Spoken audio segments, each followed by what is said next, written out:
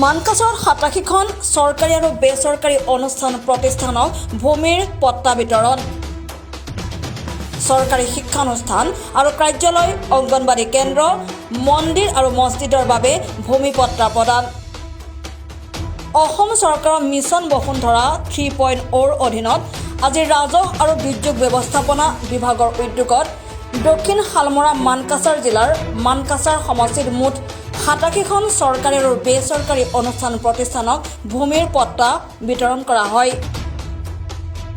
জিলাখনত মুঠ 58খন চৰকাৰী বিদ্যালয় 4খন মহাবিদ্যালয় 7খন চৰকাৰী কাৰ্যালয় 5খন আৱৰ্ত ভৱন 3খন মন্দিৰ 3খন অংগনবাড়ী কেন্দ্ৰ আৰু 2খন কবৰস্থানৰ লগতে এখনকৈ আশ্ৰম মছজিদ নামঘৰ আৰক্ষী থানা শ্মশানসহ মুঠ 87খন চৰকাৰী আৰু বেচৰকাৰী অনুষ্ঠান প্ৰতিষ্ঠানক ভূমিৰ পট্টা প্ৰদান কৰা হয়। আজি মিছন বসুন্ধৰা 3 আণ্ডাৰত আমাৰ যিখিনি এলটমেণ্ট প্ৰপ'জেল চেংচন হৈছিলে গভৰ্ণমেণ্টৰ ফালৰ পৰা স্কুল কলেজ লগতে অংগনবাড়ী চেণ্টাৰ মন্দিৰ মছজিদ টোটেল 87 সেইখিনি গোটেইখিনি আমাৰ প্ৰপত্ৰ আমাৰ ইয়াৰ পৰা আজি আনুষ্ঠানিকভাৱে চিফ গেষ্টৰ উপস্থিতিত আমি হেণ্ড অভাৰ কৰিলোঁ।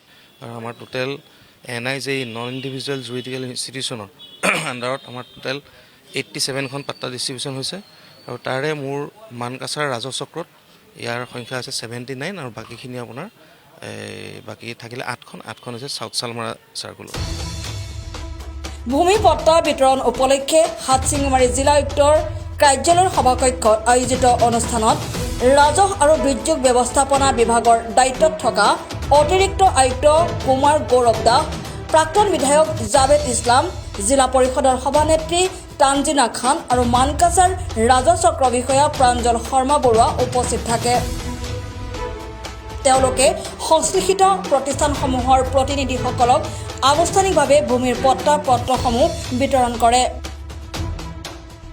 ভূমি পট্টা লাভ কৰা প্ৰতিষ্ঠানৰ প্ৰতিনিধিসকলে চৰকাৰক ধন্যবাদ নিবেদন কৰে। মোৰ নাম বৰুণ পাল, মই 2035 নম্বৰ নতুন গাঁও প্ৰাথমিক বিদ্যালয়ৰ প্ৰধান শিক্ষক। আজি আমি DC অফিচৰ পৰা চৰকাৰে দিয়া বসুন্ধৰা 3 স্কুলৰ পাট্টাটো আমি পালোঁ। সেইকাৰণে আমি অসম চৰকাৰক ধন্যবাদ জ্ঞাপন কৰিছোঁ। আমার নাম মোহাম্মদ রিবাদুল হক, আমি হেডমাস্টার ভাটি জহরাচর 1940 নং ভাটি জহরাচর LP স্কুল।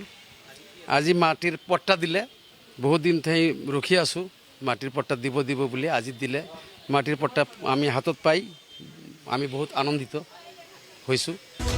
লক্ষণীয় যে জিলাখনত ভূমিহীন আৰু সাধাৰণ লোকক ভূমি পট্টা প্ৰদানৰ বাবে অগপ নেতা জাবেদ ইছলাম চৰকাৰক আহ্বান জনায়। এই বিষয় লৈ অসম গণ পৰিষদৰ কেন্দ্ৰীয় সমিতিৰ উপসভাপতি জাবেদ ইছলাম চৰকাৰৰ সৈতে আলোচনা কৰিব বুলি দাবী কৰিছে। বহু অনুষ্ঠান প্ৰতিষ্ঠান যিবোৰ হেৰি পোৱা নাছিলে, প্ৰায় 50 বছৰ পৰা 100 বছৰৰ পৰা তেওঁলোকে পট্টা পোৱা নাছিল, সহজ প্ৰক্ৰিয়াৰে আইনী প্ৰক্ৰিয়াৰ দ্বাৰা এই আঁচনিৰ দ্বাৰা তেওঁলোকক পট্টা প্ৰদান কৰাৰ সুবিধা এটা হৈছে। ইয়াৰ দ্বাৰা বিশেষকৈ আমি দেখা পালোঁ যে আমাৰ জিলাত বৰ্তমান শিক্ষা, অংগনবাদী, বিশেষ ডিপাৰ্টমেণ্টেল, তাৰ উপৰিও ধৰ্মীয় অনুষ্ঠান প্ৰতিষ্ঠান এইবিলাকেই বেছি সৰহ সংখ্যক হৈছে।